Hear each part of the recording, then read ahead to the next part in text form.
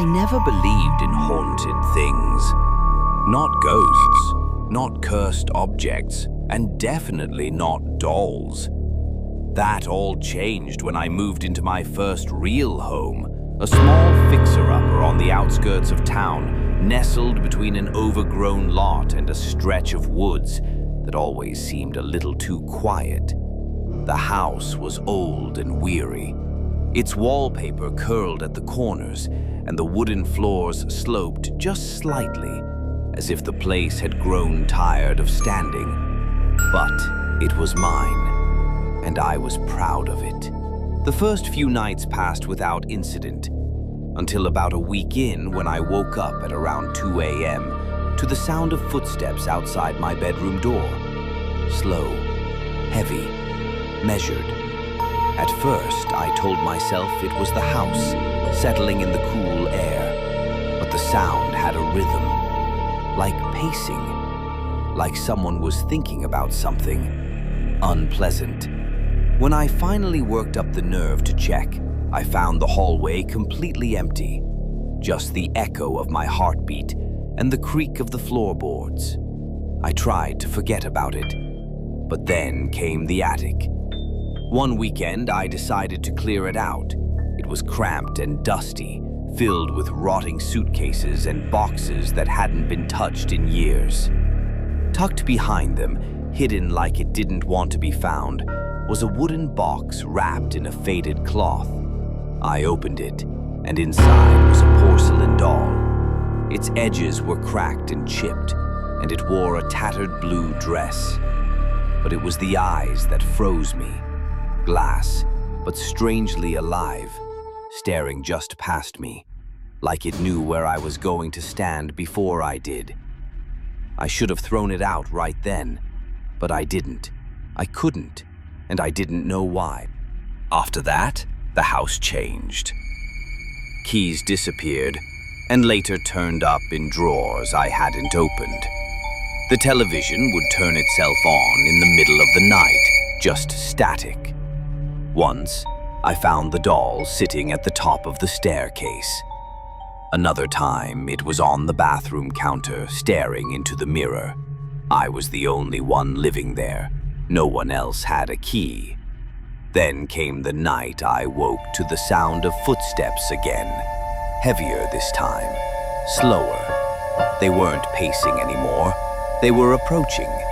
They stopped right outside my bedroom door. Then came the knock.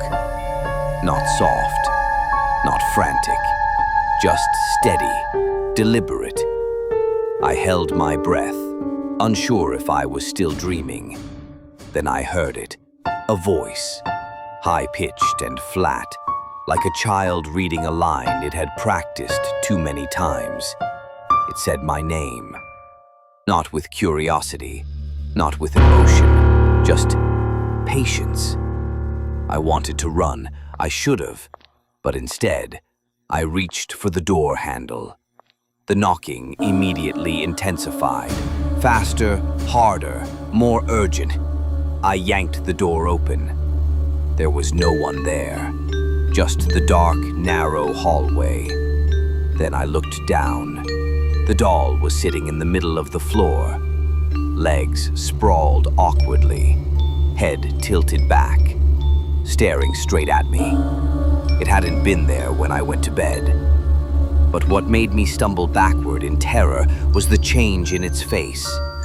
Where once there had been the simple painted line for a mouth, there was now a jagged, uneven curve, a twisted, mocking smile.